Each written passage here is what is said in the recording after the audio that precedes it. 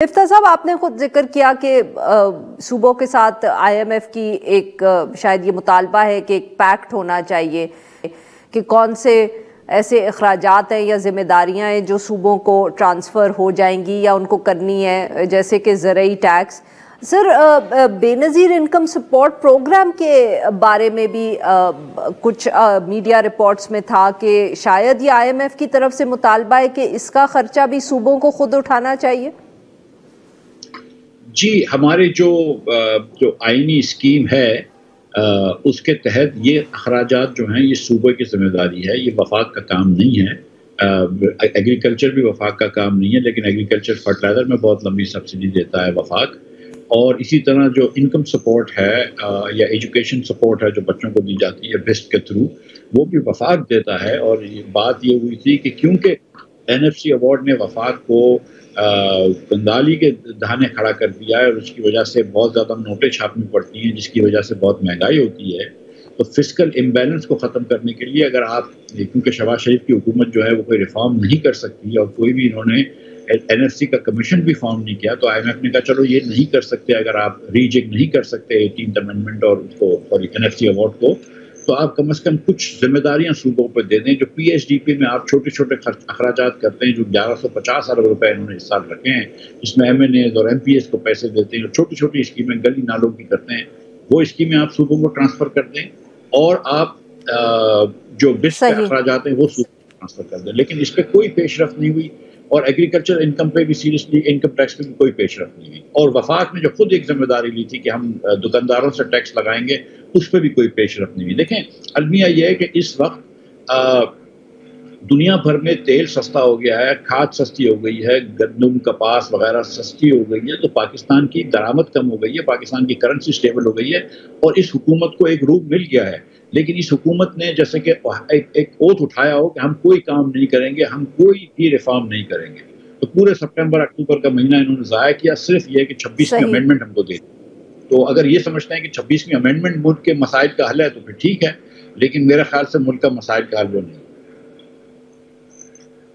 अब मिफ्ता साहब, क्योंकि आपने जिक्र किया है 26वीं आईनी तरमीम का, तो सर क्या आप अदर देन इकोनॉमिक्स, क्या आपको लगता है कि जो 26वीं आईनी तरमीम हुई है और इसके साथ जो और भी कानून साजी हुई है उससे इस्तेहकाम आ जाएगा हुकूमत की? जो एक हर वक्त ये बात हो रही होती थी कि कितनी देर ये चलेगी हुकूमत या नहीं चलेगी, ये अब अफवाहें जो हैं दे बिकम इररेलेवेंट।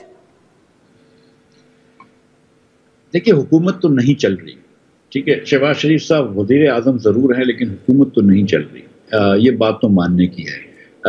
इतनी दुनिया में फेवरेबल सिचुएशन हो गई है लेकिन फिर भी पाकिस्तान के अंदर ना माशी तरक्की हो रही है, ना कोई नौकरियां इधर हैं, आपकी गुर्बत बढ़ी जा रही है, बहुत सारे मसाइल हैं जिस हुकूमत इसको सॉल्व करने की नीयत भी नहीं रखती। नाकाम तो चलो हो ही रही है लेकिन ये कोशिश भी नहीं कर रही, तो हुकूमत चल तो किसी हिसाब से नहीं रही। हाँ, लेकिन हुकूमत का पूरा जो फोकस है वो अपनी कुर्सी संभालने का है।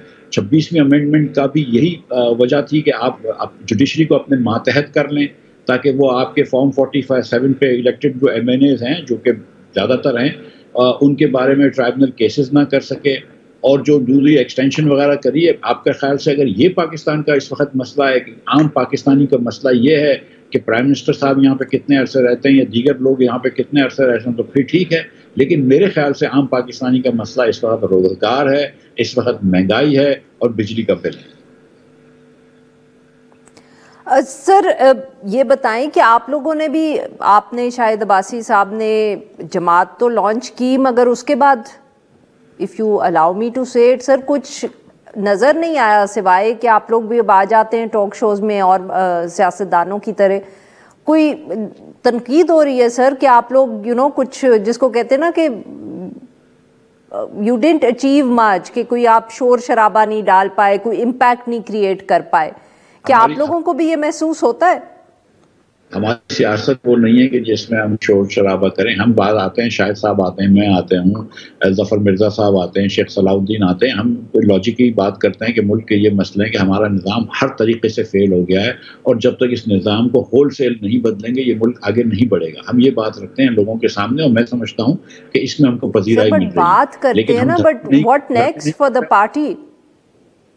कि हम धरने नहीं कर रहे, हम 47 पे इलेक्ट होकर नहीं आए। आपके पास अगर हम भी टीवी पे शो पे आते हैं तो मुस्लिम लीग वाले भी टीवी के शो पे आते हैं, पीटीआई वाले भी टीवी के शो पे आते हैं, लेकिन वो हकीकत डिनाई करते हैं। तो इस पाकिस्तान के अंदर हम तो आदी हो गए हैं झूठ सुनने के और झूठ बोलने के। ये हमारी वाहिद पार्टी है जो सच आके बोल रही है कि भाई ये देखो, ये भी इस्टेब्लिशमेंट के खिलौने हैं और ये भी इस्टेब्लिशमेंट के खिलौने हैं, कि सिर्फ अगर ताबेदारी करते रहोगे तो मुल्क आगे नहीं बढ़ेगा। और जब तक इस निजाम को नहीं बदलेंगे, ये जो सर क्या आपके ख्याल में ये काफी है कि टॉक शोज पे आके आप जो आप कह रहे हैं, अगर हम सच बोल रहे हैं तो क्या ये काफी है कि आप लोग टॉक शोज पे ही आके सच बोले? सर कोई पार्टी की ऑर्गेनाइजेशन, कोई ग्राउंड पे भी तो हमें नजर, या आप लोगों का ख्याल है कि अब पाकिस्तान तहरीक-ए-इंसाफ जिस तरह 2024 के इलेक्शन में परफॉर्म किया तो साइबर स्पेस में presence is all one needs? Madam देखें, साइबर स्पेस की या डिजिटल स्पेस के अंदर प्रेजेंस तो बहुत ज़रूरी है और वहाँ पर थोड़ी बहुत हमारी प्रेजेंस है और उसको बढ़ रही है। और ये बात दुरुस्त है कि हमारी एक नई पार्टी है, 4 महीने बने हुए हैं और हम इसको आहिस्ते आहिस्ते ग्रो कर रहे हैं। लेकिन एक शाहिद साहब की एक समझ लीजिए कि एक शर्त है या जिद है कि कोई भी ऐसे साहब को नहीं लेंगे कि जिसका माजी दागदार है। अब यहाँ पे बहुत सारे सियासतदान हैं जिनको हम ले तो आप लोग बोलेंगे ओ एक विकेट गिरा दी, फलां की विकेट गिरा दी, फलां की विकेट गिरा दी, और 2 दिन तक वो टीवी पे बात आएगी। लेकिन हम वैसे लोग नहीं लेना चाह रहे कि जिनके माजी दागदार हो। कम से कम मिफ्ता इस्माइल और शाहिद अब्बासी के ऊपर कोई कीचड़ तो नहीं उछाल सकता, कोई उंगली तो नहीं उठा सकता कि ये कॉम्पिटेंट नहीं है या ये ईमानदार नहीं है। तो हम इस किस्म की लीडरशिप जमा कर रहे हैं। हम वुमेन्स डेवलपमेंट पे मिसाल के तौर पे हमने एक प्रोग्राम किया, यूनिवर्सिटियों में जा रहे हैं। आप देखें, आप अगला इंशाल्लाह एक आध पोल आएगा कभी तो आपको पता चल जाएगा कि हमारे लोगों में कितनी अल्लाह की मेहरबानी से वो बढ़ गई है। आपके जैसे शोज जब मुझको बुलाते हैं, शायद अब्बासी साहब को बुलाते हैं और दीगर आपके कॉलीग्स जब मुझे बुलाते हैं, तो कोई वजह तो होगी ना कि मुफ्ता इस्माइल की बात सुनने के लिए टीवी वाले बुलाते हैं। कोई वजह तो होगी ना कि शायद अब्बासी की बात लोग सुनते हैं। तो मैं ये समझता हूँ कि हमारी पार्टी को वो पजीराई मिल रही है, लेकिन हमारा वो हम डरने वाला रिवाज नहीं है। और इमरान खान साहब का डरना जो है ये कम से कम प्रोटेस्ट एकदम सही है, क्योंकि ये वो जो बात कर रहे हैं और जो अगर आपकी बात जो शुरू में थी कि क्या मुल्क में पॉलिटिकल स्टेबिलिटी है, तो नहीं है। और उसकी वजह ये नहीं है कि इमरान खान सड़कों पे आ रहा है, क्योंकि आज रोड पे तो कोई नहीं है। उसकी वजह ये है कि जो हुकूमत बैठी है उसके पास लोगों का मैंडेट नहीं है, वो चोरी करके आए हैं।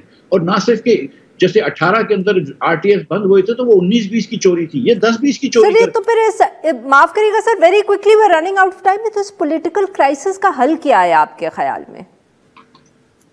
देखिए, मैं समझता हूं कि इस पॉलिटिकल क्राइसिस में या तो इनको आपस में बैठ के कुछ बात करके दूसरे इलेक्शन में जाना पड़ेगा एक आध साल के अंदर। इसके अलावा कोई हल नहीं है। ये कोई नेशनल गवर्नमेंट अभी बनाए जिसमें इमरान खान को भी लेके आना है, पीपल्स पार्टी भी हो, पीटीआई भी और एमएलएन भी हो, और 1 साल बाद इलेक्शन करा लें, 1.5 साल बाद। अब जब भी ऐसे जमूद हो जाता है सियासी, तो अवाम से रेफरेंस लेना पड़ता है, अवाम से पूछना पड़ता है। इसके अलावा कोई हल नहीं है।